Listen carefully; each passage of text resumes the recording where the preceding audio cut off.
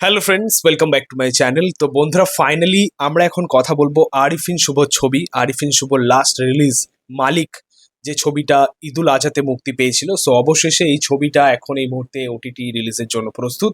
So কবে আসছে, কোন ওটিটি প্ল্যাটফর্মে রিলিজ করতে যাচ্ছে, আমরা সেটা নিয়ে কথা বলবো। তার আগে বলি, ঈদুল আজহাতে মুক্তি পেয়েছিল। তোমরা জানো যে ঈদুল আজহাতে সাকিব খানের রকস্টারও মুক্তি পেয়েছিল। সো একটা বিরাট ক্ল্যাশ আমরা দেখেছিলাম আর কি সেই মুহূর্তে দাঁড়িয়ে।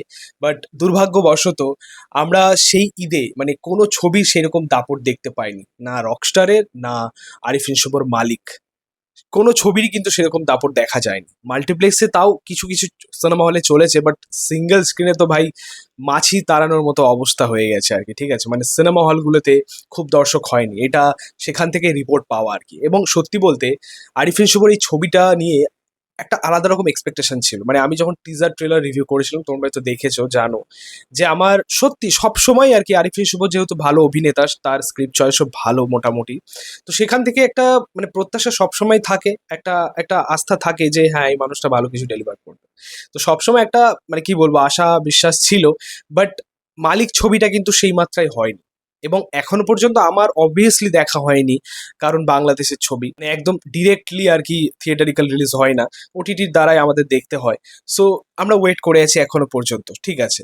বাট অ্যাকচুয়ালি সেখান থেকে যে সমস্ত রিভিউজ সারা বিভিন্ন জায়গায়, এখন তো অনেক দর্শক বিভিন্ন জায়গা থেকে রিভিউজ দেন, তাদের কমেন্টস আসে, মানে খুব খুব খারাপ রিভিউ পাওয়া গেছে। ঠিক আছে, মানে এটা বলতে পারো যে মালিক বক্স অফিসে মুখ থুবড়ে পড়েছে আর কি। মানে সেই রকম কালেকশন করতে পারিনি, বা সেরকম ভাবে মানে সাড়াও ফেলতে পারিনি। ঠিক আছে, এছাড়াও এই ছবির মধ্যে তোমরা জানো যে আরিফিন শুভর পাশাপাশি আমরা বিদ্যা সিনহা মিমকে পেয়েছি, একটা ভালো জুটি, সফল জুটি। এর আগেও তারা কাজ করেছেন একসাথে। তার পাশাপাশি মিশা সওদাগর ছিলেন এই ছবির মধ্যে, মানে এই সময় দাঁড়িয়ে বাংলাদেশ ইন্ডাস্ট্রিতে টপ ভিলেন বলতে পারো। তো এত সুন্দর কাস্টিং নিয়েও সেভাবে আর কি আমাদের পরিচালক ছবিটাকে আনতে পারলেন না। সেটা অবশ্যই কিছু ছবির মধ্যে গলদ ছিল, কি কি খামতি ছিল সেটা আমরা দেখবো অবশ্যই, সেটা ওটিটি রিলিজ করলে। বাট আশা তো ছিল ভাই। তা যাই হোক, তোমাদেরকে বলি এই মুহূর্তে দাঁড়িয়ে যেটা এক্সক্লুসিভ আপডেট, মালিক অফিসিয়ালি ওটিটিতে আসতে চলেছে, এবং সেটা আসছে উৎসবে 6 আগস্ট। 6 তারিখ, আগস্টের 6 তারিখ আসছে ছবিটা। 12টার পরেই রিলিজ করে দেবে, বা 5 তারিখ 12টার পরেই রিলিজ করে দেবে। সো অপেক্ষায় আছি যে আলটিমেটলি কিরকম কি হলো ছবিটা। বাট দেখো, সব থেকে বড় কথা মানে এই মুহূর্তে দাঁড়িয়ে আরিফিন শুভর আগের মতো ছবি কিন্তু আমরা পাই না, এটা কিন্তু ঠিক কথা।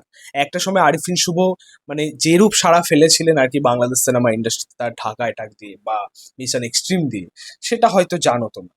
তো সেইখান থেকে দাঁড়িয়ে আজ অব্দি তার কাছ থেকে সেরকম ছবি এখনো পর্যন্ত পেলাম না। মালিক যদি সেটা হতো, আমি হয়তো খুব খুশি হতাম, কারণ খুব পছন্দের একজন অভিনেতা আরিফিন শুভ আমার। তো আলটিমেটলি দেখা যাক ছবিটা কেমন হয়েছে। মানে আমরা তো এতদিন ধরে ওয়েট করেছিলাম, এবং সত্যি বলতে না দেখে পুরোপুরিভাবে জাজ করা যায় না, বা পুরোপুরিভাবে রিভিউও করা যায় না। সো এতদিন ধরে ওয়েট করেছিলাম আর কটা দিন। আর পাশাপাশি এটাও তোমরা দেখেছো যে রকস্টার একই সাথে মুক্তি পেয়েছিল, রকস্টার এবং মালিক। বাট রকস্টার আগে রিলিজ করে গেছে, মালিক এখনো রিলিজ করেনি। তা যাই হোক, এই ছিল বলার এই আপডেটটা নিয়ে। তোমরা কতটা এক্সাইটেড ছবিটা দেখার জন্য সেটা অবশ্যই কমেন্টে জানিও। ভিডিওটা ভালো লাগলে অবশ্যই লাইক কমেন্ট শেয়ার করে দিও। সাবস্ক্রাইবটা করেছো, পাশে থাকা বেল আইকন প্রেস করে দিও পরবর্তী ভিডিও। Thank you.